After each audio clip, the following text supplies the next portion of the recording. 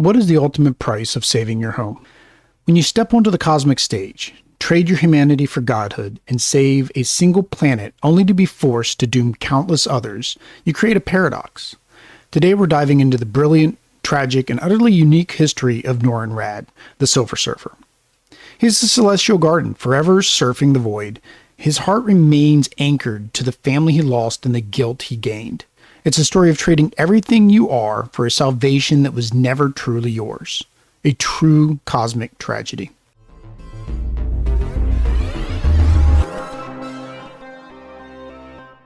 Welcome back to this episode of Marvel Echoes Resonance.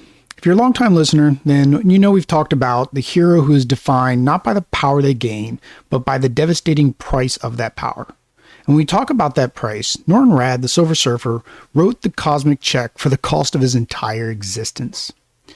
When Stan Lee and Jack Kirby created the Silver Surfer back in Fantastic Four number 48, way back in 1966, they introduced him out of nowhere. Kirby needed a herald for Galactus, and he gave him a surfboard. Lee saw that silent figure and immediately envisioned a lonely, philosophical, tragic figure. And that simple dynamic gave us the echo that defines his legacy: sacrificial guilt. Our story begins not on Earth, but on the planet of Zenla, an ancient, hyper-advanced utopia. This planet was a perfect world, but it was also a stagnant one. The people had lost their passion, their ambition, and their will to strive.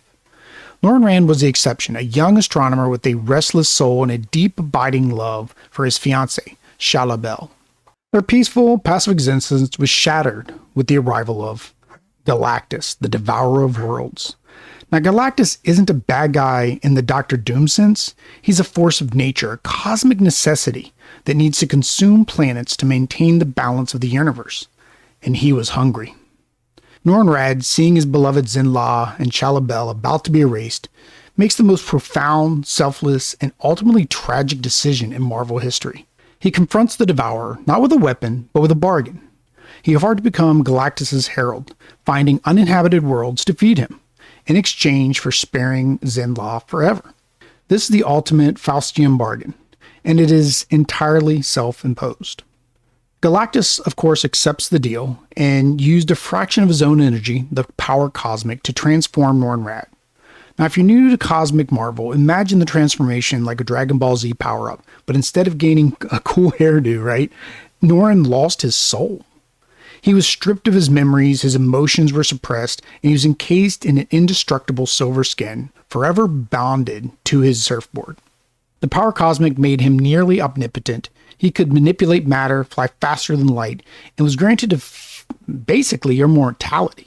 He was a god, but one shackled to a terrible purpose. He was the Silver Surfer. He served his master, leading him to planet after planet, but Galactus, recognizing Norrin's noble heart, tampered with the Surfer's soul to ensure that he would lead him to inhabited worlds, not just barren ones. This set the stage for the true crisis of his character. The crisis, of course, comes to a head when the Surfer landed on Earth. He had found his next meal for Galactus, but here he met the Fantastic Four, and crucially, the blind sculptress Alicia Masters.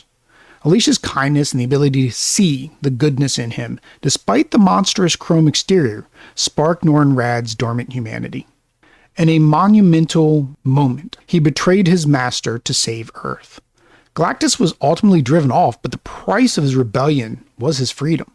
Galactus placed an invisible barrier around the Earth, trapping the Surfer in a gilded cage. He was the cosmic god exiled to a single, chaotic planet.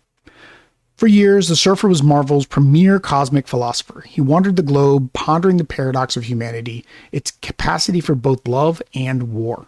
This philosophical angst made him the perfect cult hero for the turbulent late 1960s.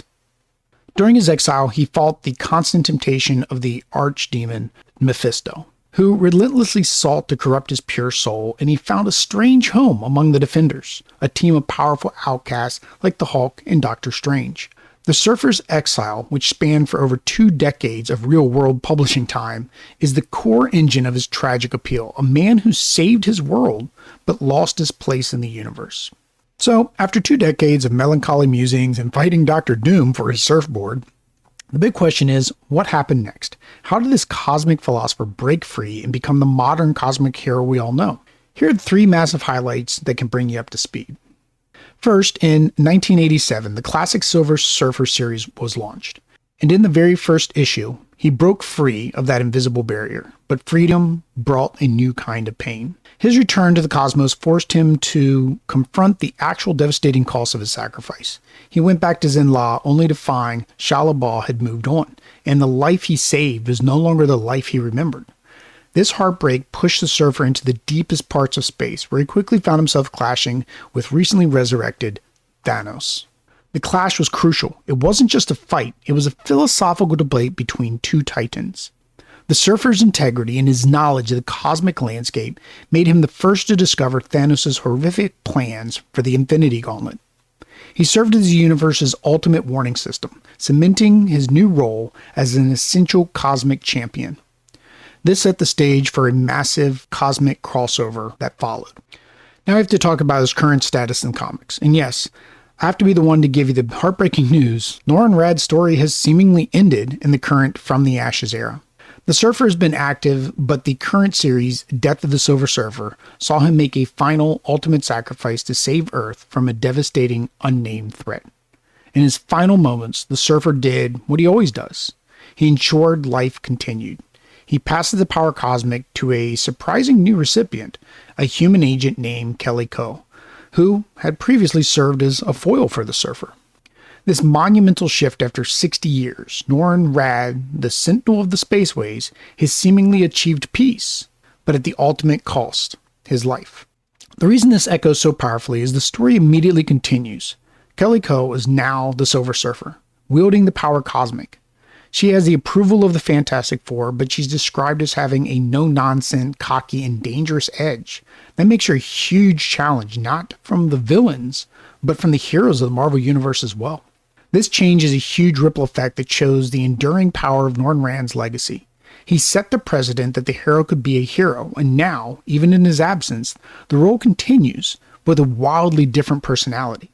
If you want to jump into the comics right now, you need to be following Kelly Coe's journey as the next Silver Surfer, dealing with the expectations set by the legend. The final issue of Death of the Silver Surfer is set to release in October of 2025. So I'll leave you with this question. For Norrin Radd, the act of saving Zenla was a true act of selflessness heroism, or was it a desperate personal choice that ultimately cursed him to a life of a cosmic loneliness? And for Kelly Coe, is being the new Silver Surfer a chance for redemption or a new kind of tragedy? Let me know your thoughts in the comments below.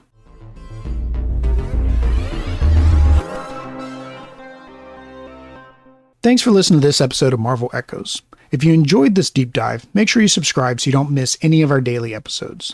Leaving a like and a comment really help the channel grow, and I appreciate and enjoy reading every single one of them.